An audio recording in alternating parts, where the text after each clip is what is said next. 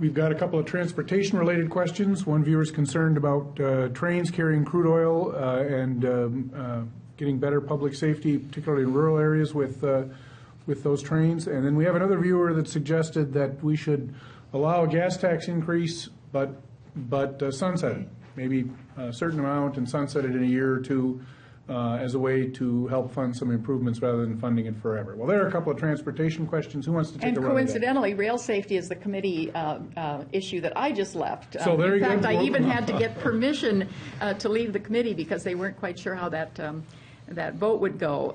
Clearly, in the last few years, because of the success that North Dakota has in the oil industry, and the impact that has had on our state, this is a whole new problem for us that we haven't faced before. I happen to, in my corner of St. Paul is a Como rail crossing that, as I read the MnDOT report, is the most densely populated crossing in the entire state right there. I can tell you, when those people see what has happened a few places in this country where the explosion happens and they see how devastating it is and they know how close their homes are to that track, it is striking fear in the hearts of people. There's a lot of emotion, anxiety about it. There's a huge amount of study that's been done. MnDOT has done a lot of work, and they're beginning to prioritize some of these areas for attention. I think we'll certainly see it in some bills this year. Representative Dornis? Well, I know it's a concern because I've got a very busy rail line that goes right through the corner of Otterfield County, right through the community of Perham, New York Mills, right, and they travel fast.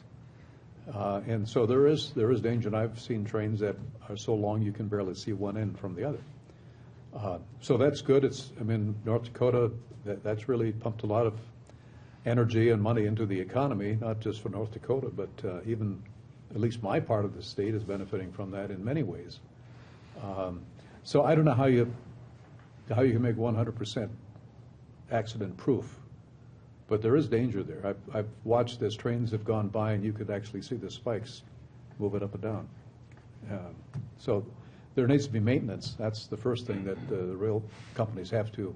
And I know they're investing a lot of money, at least in the area where I'm talking. So they know the problem, and they're trying to address it. BNSF, I think, in a 2-year period is investing $6 billion.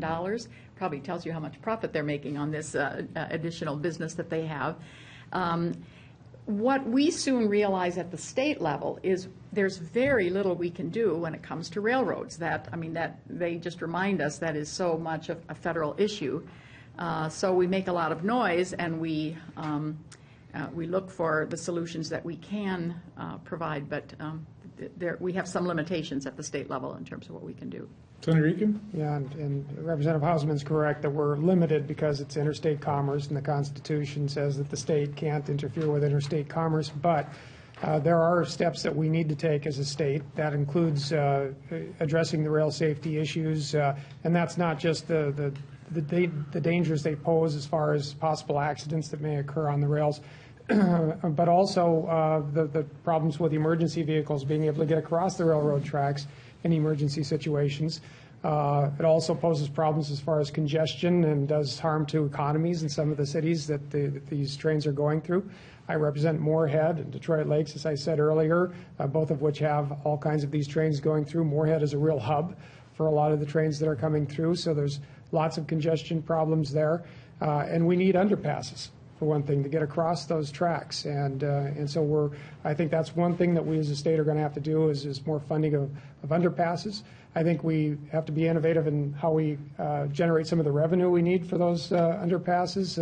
I do think that if there's any way that we could tap the railroads or the oil companies because they're benefiting from the rail traffic that's occurring, they should maybe pay something also for the safety that's necessary for the communities that they're going through. Well, Moorhead is really short on overpasses, underpasses, whatever you need. It is.